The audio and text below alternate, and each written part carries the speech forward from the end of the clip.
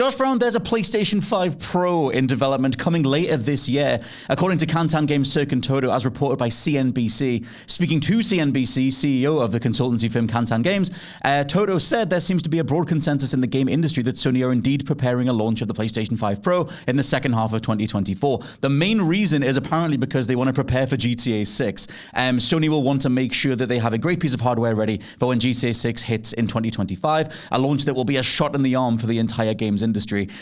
We'll get to some wider Sony stuff in a bit, but thoughts and reactions? You know what? I love my PlayStation 4 Pro, as I've said many times before. I jumped in on that and I thought it was a worthy upgrade.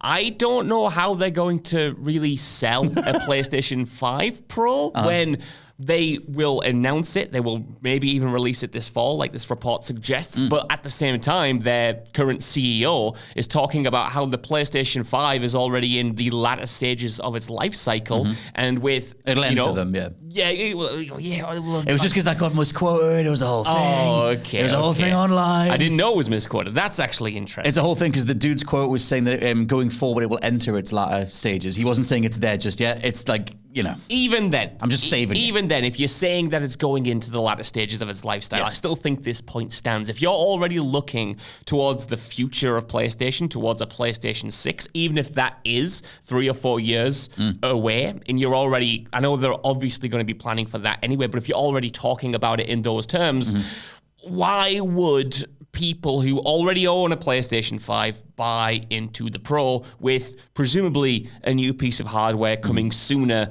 rather than later? Because, I mean, even if it is only now entering the latter stages of its lifestyle, he was also talking about, and again, hopefully this wasn't a misquote either, talking about PlayStation 5 sales trailing off a little bit and how they're kind of wanting to wrap that up a little bit.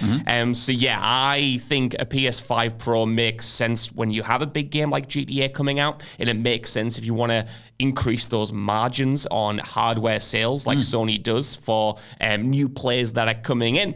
But it's going to be even more optional, I think, than the PlayStation 4 Pro was back in 2016, and that was already pretty optional. Yeah, definitely. I think like it's the GTA 6 side of it is interesting because obviously we got a PlayStation 4 patch for GTA 5. We go back so many years, but that idea of like, oh, we're going to do a PlayStation 5 Pro for GTA 6. Well, that would assumedly mean that Rockstar know about this thing and have been developing with it in mind for however long GTA 6, how long they've been able to for the last few years, to make the most of that system. Or does GTA 6 then get a PS5 Pro patch sometime in 2025 to try and spruce it up even more, and then you just you sell it again. It's a £10 upgrade or whatever it is.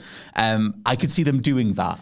Probably a bit again. Both, I think. I think the core PlayStation 5 Pro hardware will give it one of those like natural boosts, like upscale it a little bit, maybe allow it to run a bit better. And then it wouldn't surprise me if either at launch or a few months after, like you said, there'll be an official patch that, really takes advantage of that extra hardware. But my question is, what is that extra hardware going to be? Is it just going to free up the resolution and the frame rate? Are we pushing towards 8K now? Like, what can you get out of the PlayStation 5 Pro that we can't currently get out of the PlayStation 5? Because, we've talked so many times about Sony's exclusives, or maybe lack thereof, dedicated to the PlayStation 5 itself. And I don't feel like we've even scratched the surface of that machine yet. We've seen a few Unreal Engine 5 games, but I don't think, and correct me if I'm wrong, that we've seen a proper big AAA Unreal 5 game that has all of the features switched on, like everything that was shown off in that big blowout a few years ago. Yeah, man. I think it's not that they made a promise for like 4K 60 or whatever, but I feel like that became, or at least is talked about, a benchmark for the generation. But so few games can nail 4K 60, at least native 4K. Like, obviously you get upscaled stuff and whatever. But I have long lamented choosing between fidelity, like performance mode and graphics mode, whatever. Just optimize it. I'm not on PC. I just want to play the thing as well as you can optimize it. And if that means a 40 FPS mode, but the resolution's higher, then do that. Like, obviously you still want the responsiveness to be there, but I always just want the whatever the best realization of the artist's vision is, and just give me that. I hate having to tweak stuff. If I choose one thing, I'm locking the other one off, and I just hate that reality of gaming. I didn't get into PC gaming for a reason, and you've made me into a PC gamer. I understand that. I do get where that frustration comes from. I think in the console space, we're so far away from that, and I feel like I don't love it necessarily either, but since 2013, I think the dream of a console being this simple thing where you put in a disc and you instantly jump into a game and it's the most optimized version of it. Like, we've got so far away from that. And I don't necessarily think that's a bad thing, personally. I don't mind if I have to choose between 3 different options, I'll always go quality mode anyway, unless it's something that I really feel needs that extra frame rate, though the extra frame rate is always nice regardless. So the push to more options, to me, is fine. And I think that's what the PlayStation 5 Pro is going to be, and that's how I'm going to think of it going forward. It's not this must-have machine necessarily, unless maybe you don't have a PlayStation 5 and it's a more lucrative option if you're wanting to jump in, GTA 6 or Ghost of Tsushima 2 or whatever else Sony has planned, Death Stranding 2. But it's going to be treated, I think, like an iPhone 15 Pro, something that is additive, something that is extra if you want it, but something that is ultimately non-essential to the core gaming experience. I mean, like games like The Last of Us 2 and God of War, I'm sure God of War Ragnarok as well, like they were coming out on the base PlayStation 4 still, and people still got to experience those games, or at least a version of those games. And I think that's just kind of the model going forward. We're always going to have true PS5 exclusives.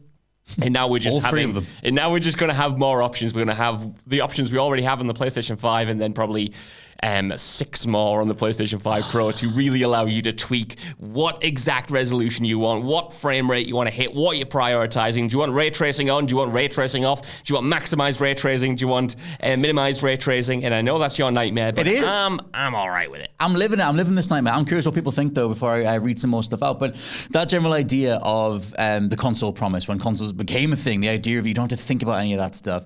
The assumption to me on behalf of a Pro system, on behalf of whatever the latest hardware is I'm paying for that problem to go away. I'm paying for that stuff to be automatically handled in the background, because I'm not going to get stuck into all the different menus and tweaks and like, I start the game and that the edge of that texture is a little bit jagged. I'm going to go back in. I'm going to change the different thing. Let me change the way the lighting works in this scene. I despise that stuff. Like, I just want to get on with the game. Here's the issue with that, I think, and it's not you problem at all, I don't think. I think the issue is with video game fans, as we all are, hopefully, on this channel, everyone wants something else right out of their games. How many times in the office, on podcasts, on videos, in our DMs, every single day do we talk about what do we prefer out of games? Do we prefer graphics? Do we prefer gameplay? Do we care about this? Do we care about that? Everyone has something different that they prefer, right? Everyone has a different idea of what optimization even is. Your dream optimization might be 4K 30, might be 4K 60. Mine might be, 1080p 120 or something, you know what I mean? So I always feel like when you talk, not you specifically, the just general people talk about like that kind of idea of what is just the most optimized version of the game. I don't think there is one, because everyone's going to want something slightly different. And you can say it's obviously fine for a developer to go, right, this is our vision, this is what we're aiming for. Champion, solid. But if you're saying like, what is the perfect version of this game, that is going to change so much person by person that it's going to be, I think, impossible to nail down. So having these options here can only be a good thing, in my opinion. I think it'll ultimately get us away from those conversations of being like, well, what's better? And it's like, it kind of doesn't matter, because you've got the option either way. But obviously, that's not quite the ideal landscape that that it's transformed into. No, I totally get what you mean. I just think that like I'm going down the art side, where I'm just like the creator makes a thing. This is how it's meant to be, and cool. I stand back and I'll play the thing. And I think that like the more options you put in there, they are options offered by the creator. Like you might say, oh, my preference is 30 FPS. It's like, well, that's the option they're giving you, as opposed to like the performance ray tracing modes that were put into Spider-Man, where you can get you can unlock the frame rate if you have the right TV for it, or it's like a 40 FPS thing with the ray tracing left on. Like ultimately, we want good responsive video games, high frame rates, and we want good visuals. And how do those match up as best as they can? And just because of the reality of the hardware, at some point they had to split it and be like, well, we can sacrifice resolution to boost the frame rate, or the opposite, and that's fine. But I think like asking people to fork out for like, this is the pro model, this is the next model, this is the new thing. Yeah. There's something there, and people call it a promise. Oh, they promised this, they promised that. Unless it's verbally been communicated, they've never promised anything. But there's an assumption of, I will pay for this problem to go away, and I will just buy the new hardware, and it will run the thing as best as it can, and I'm getting the best version of whatever that experience is. But like you said, maybe there is just a reality of being a gamer these days. Like to me, it was ever since the PlayStation 4 Pro, where it's like we're specifically chasing the tech industry now, because we can sell you a half step. We can sell you ostensibly a graphics card every few years, as opposed to one console every 7 years. And it's like, that's an interesting pivot. And the gaming industry always obviously was part of the tech industry, but chasing those incremental improvements every sort of few years.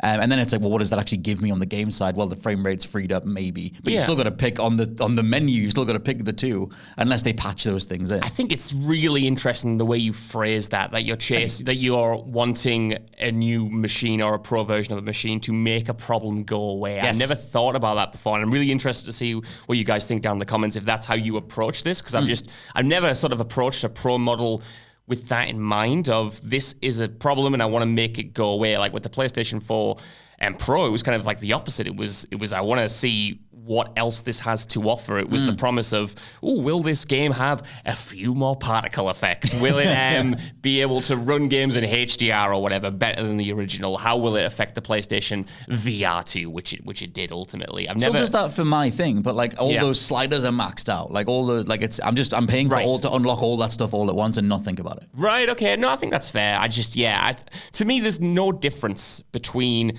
the options we have now graphically and a difficulty selector that we've had in years gone by, in terms of what you're talking about with authorial intent. Like, options have always been a part of any game, even like Dark Souls. Right. Everyone can experience it slightly different through the options at your disposal. So I guess I just get caught up on that idea of like an artistic vision, unless something for me released on one console using like the same television, the exact same specs, the exact same options, it would always have that variance. And I love that about games personally. And I think, I don't know, to me, it's just always been a part of gaming, even as someone who has only ever played on consoles and has never been into the real weeds of PC gaming. I guess, to me, it's like you would never choose something lesser. If on the creative side, if they gave you 4K 60, you wouldn't be like, well, I prefer 30 over 60. Like, fundamentally, why would you choose a lesser performance? Like, why not just get the best out of the system? I would, but only because, like, I would prefer more graphical fidelity, if that makes sense. So I would sacrifice the frame rate if it meant a higher resolution and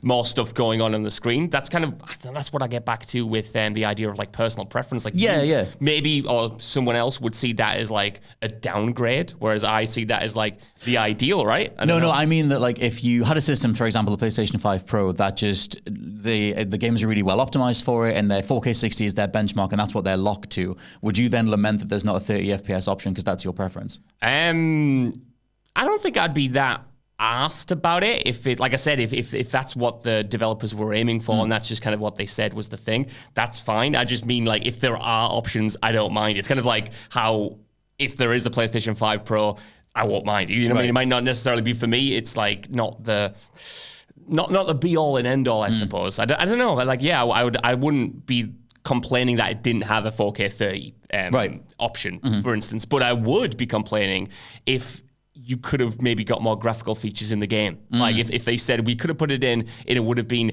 graphically more splendid, the draw distance would have been better, then I would have lamented the option. But if it was just like you said there, like the exact same image, the exact same resolution, and you're just knocking the frame rate down, I don't mind that. That's not my overall point is that for example, the Spider-Man performance ray tracing mode, if that was the only option in there and they launched with it, I think we'd all be like, that's gorgeous and it runs really well and it looks beautiful and everything else.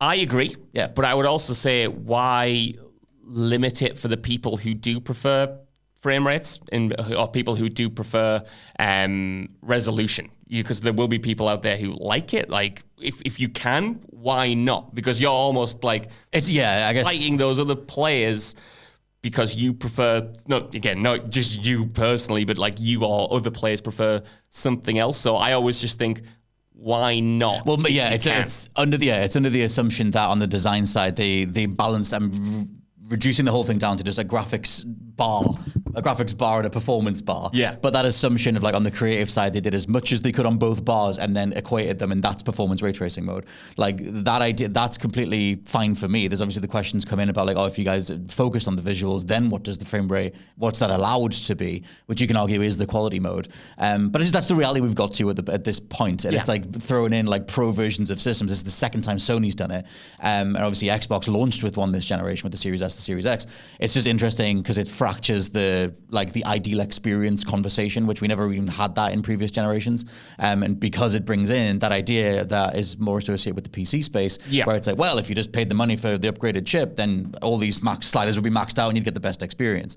It's like, because that best experience is assumedly what the developers were aiming for, but then they had to, your own system could only get so close to that perfect experience. Again, I'm paying for the problem to go away. I do get what you mean. I do. Yeah. And I think as console gamers, we definitely have had that luxury of not worrying about it. The only thing I would push back on is I think that conversation has always been there. It's just more amplified now. Like, you might never have thought about it in those terms, but when I was gaming on the 360, I was worried about HDMI cables versus SCART cables. I was worried about like getting the best version of those games even back then, and I was aware, that I wasn't getting Gears of War in 1080i or whatever the hell that thing ran out at its maximum resolution. So I guess the difference between us there would be like those questions of, am I getting the best version of this game? Is kind of always been in mind. I remember one of my biggest disappointments, and I loved the game, but I remember when Crysis 2 came out on consoles, and I was watching footage of the PC edition of the game and reviews of the PC edition, and they were talking about how great the explosions were and how it was like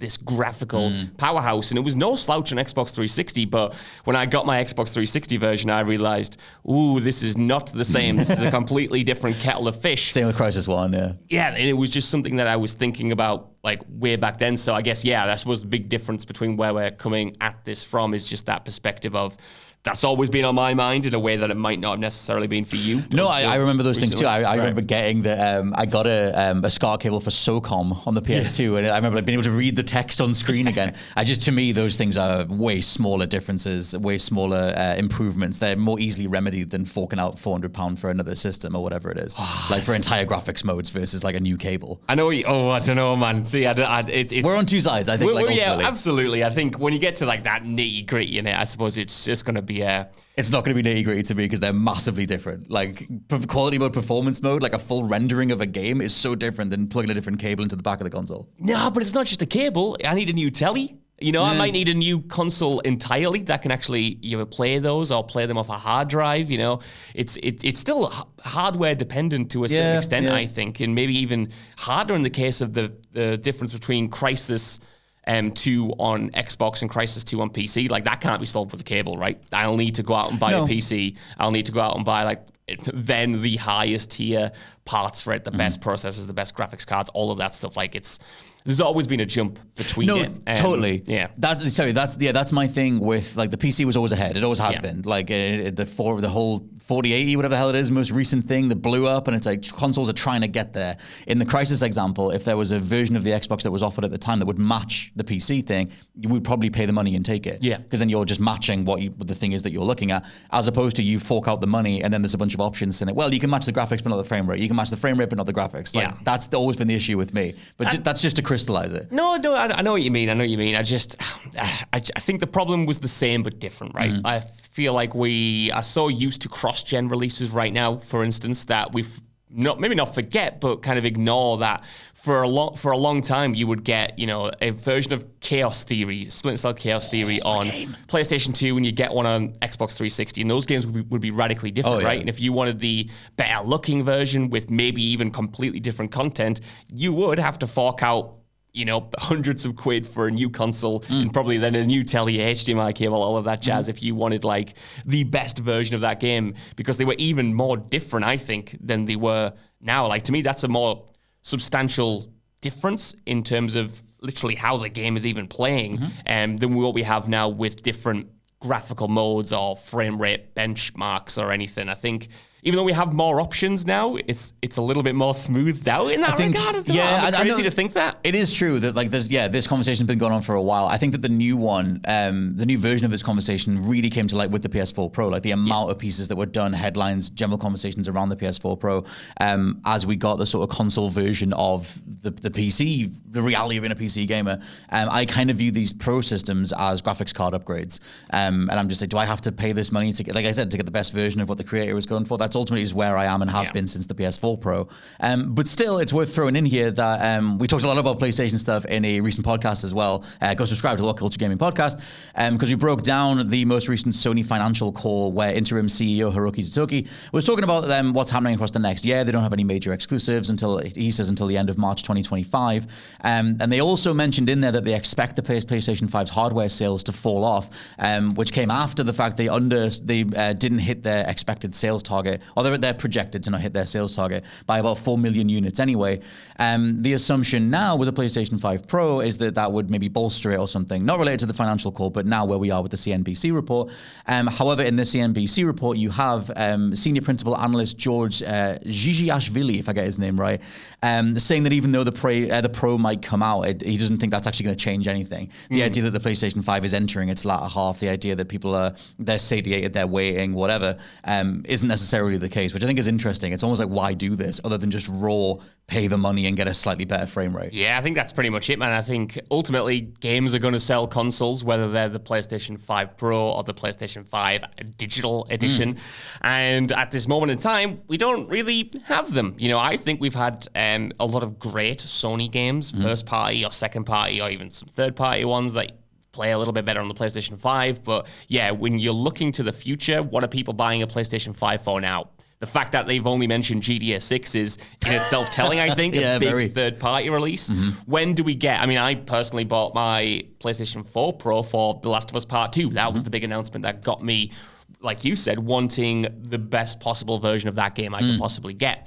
What does Sony have first-party-wise that could entice people to want to upgrade or to want to jump in at that high price point? I think they need to show that before they start thinking that the PS5 Pro is just going to magically help their bottom line. I mean, it probably will. I think the last time I checked, it was something like 23% or 26% of all PlayStation 4 sales were the Pro, which I think is pretty good. Like, to have a quarter of your sales be that premium edition of the console, that's got to help if they can manage something like that this time around. I'm sure they'll be pleased, but you never know with these big companies. But I do think it ultimately comes back to the games and what are people wanting to ravenously go out and buy a PlayStation 5, whatever version of it may be, for.